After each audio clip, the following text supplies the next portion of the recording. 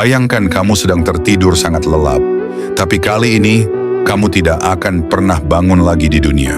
Suara, cahaya, orang-orang yang kamu kenal, semuanya hilang. Tubuhmu dingin, terbaring kaku. Tapi saat itu, jiwa kamu justru baru saja memulai perjalanan paling menakjubkan, paling menegangkan, dan paling menentukan dari seluruh hidupmu. Inilah awal dari kehidupan yang sesungguhnya setelah kematian. Kematian, gerbang menuju alam berikutnya. Dalam Islam, kematian bukanlah akhir, melainkan awal. Saat ruh seseorang dicabut oleh malaikat maut, detik itu pula kehidupan dunia terputus. Tapi bagi jiwa, dunia baru saja berubah dimensi. Rasulullah bersabda bahwa ketika seseorang meninggal, datanglah malaikat pencabut nyawa, dan jika ia orang baik, ruhnya keluar seperti air yang mengalir dari bejana. Tapi jika ia orang jahat, ruhnya dicabut dengan kasar, seperti bulu domba yang dicabut dari semak berduri. Alam barzakh, antara dunia dan akhirat. Setelah kematian, manusia masuk ke alam yang disebut barzakh, alam penantian sebelum hari kiamat. Disinilah awal dari kebahagiaan atau penderitaan yang sebenarnya dimulai. Jika seseorang adalah hamba yang taat, kuburnya akan menjadi taman dari taman-taman surga. Ruhnya akan merasakan ketenangan dan ia akan diperlihatkan tempatnya di surga setiap hari. Namun jika dia adalah pendosa dan durhaka kepada Allah, kuburnya menjadi lubang dari lubang neraka. Kubur akan menghimpitnya, bahkan tulang-tulangnya bisa berdesakan. Ular dan kalajengking akan menyiksanya sesuai amal perbuatannya. Pertanyaan di kubur. Di alam barzakh, seseorang akan didatangi dua malaikat, Munkar dan Nakir. Suasana sangat mencekam, gelap. Tak ada suara kecuali suara mereka yang bertanya, "Siapa Tuhanmu? Apa agamamu? Siapa nabimu?" Bagi orang beriman, Allah akan meneguhkannya untuk menjawab dengan benar, "Tuhanku adalah Allah, agamaku Islam, dan nabiku Muhammad." Tapi bagi orang yang tidak beriman atau lalai dalam hidupnya, mulutnya akan terkunci. Ia akan kebingungan. Jawabannya tidak keluar. Ia hanya bisa berkata, aku tidak tahu."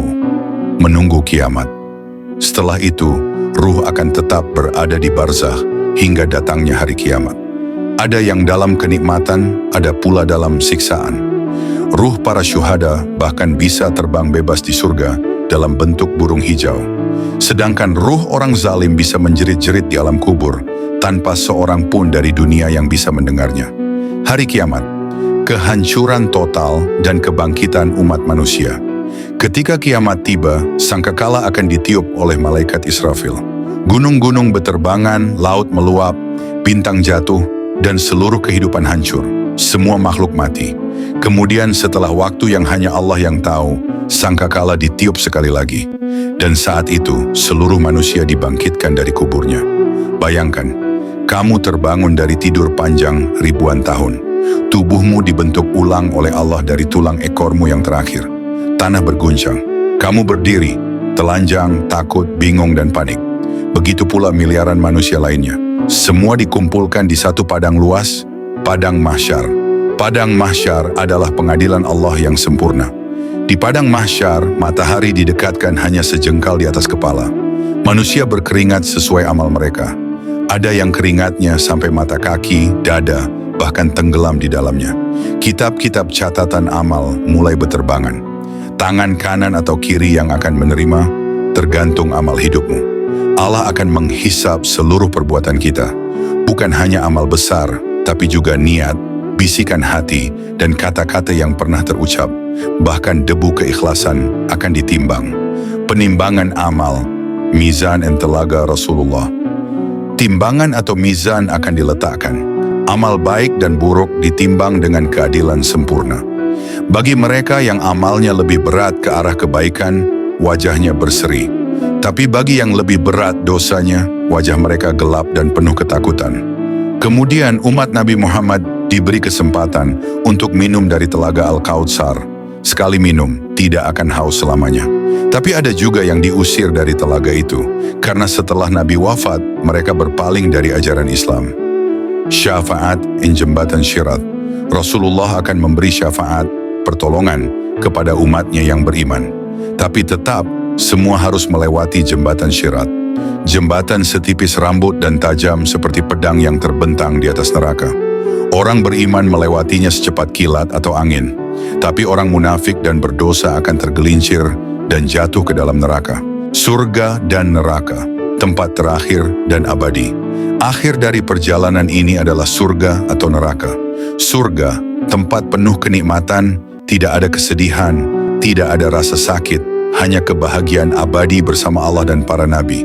Rumah dari emas, sungai-sungai susu dan madu, dan kenikmatan tak terbayangkan oleh pikiran manusia. Neraka, tempat azab yang tak terlukiskan. Api yang menyala-nyala, makanan berduri, air mendidih, dan siksaan yang tiada henti. Orang-orang di sana memohon dimatikan, tapi tidak akan mati. Mereka hanya bisa menangis darah dan menyesali semua waktu yang disia-siakan di dunia.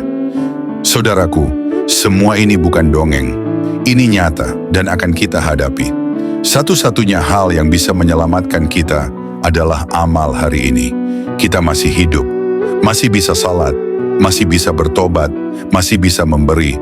Jangan tunggu sampai ruh mencapai tenggorokan, karena saat itu pintu taubat sudah tertutup. Na'udzubillah.